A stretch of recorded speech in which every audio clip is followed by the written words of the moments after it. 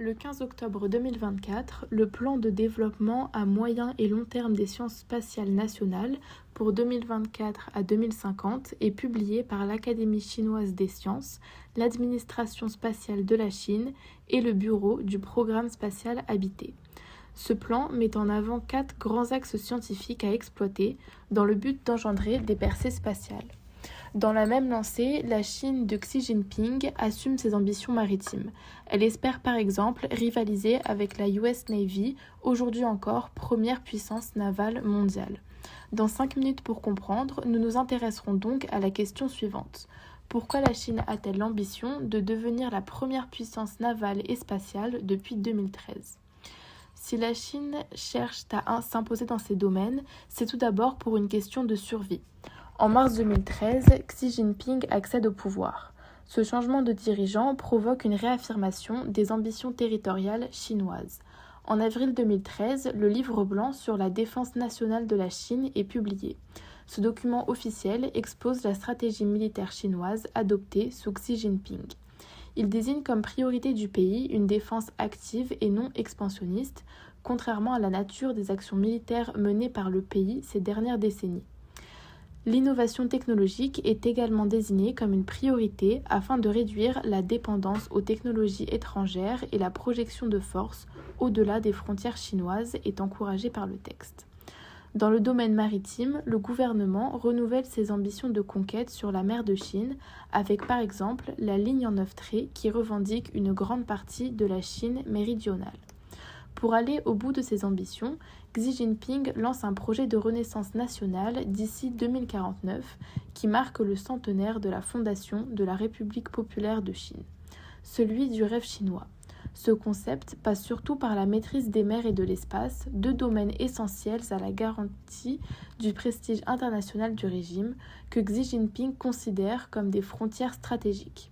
De fait, les routes maritimes constituent 80% des importations de la Chine.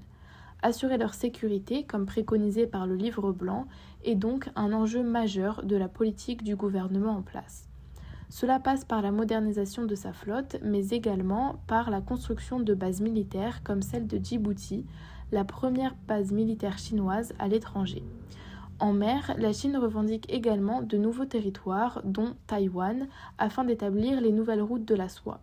Plus récemment, la Chine s'intéresse également aux routes du Nord ou bien aux routes polaires de la soie qui pourraient être établies en Arctique suite à la fonte des glaces.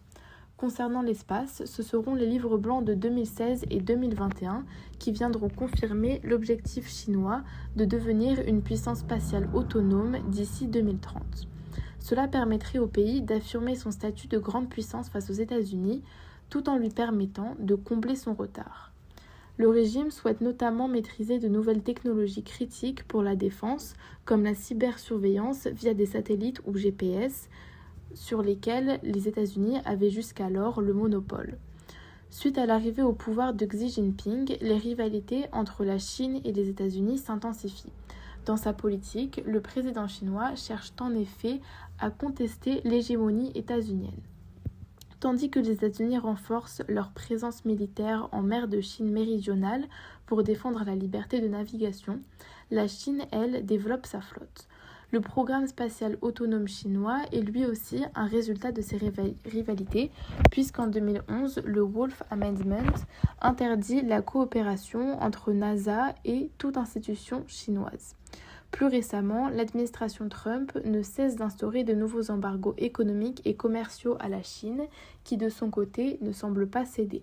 Ce contexte de tension renforce donc encore les ambitions navales et spatiales du pays.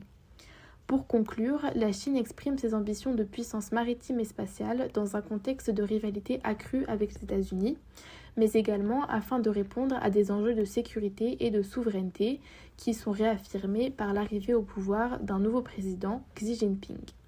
Pour d'autres puissances, et principalement celles d'Asie de l'Est, ces ambitions représentent des menaces auxquelles il est nécessaire de faire face pour garantir sa souveraineté.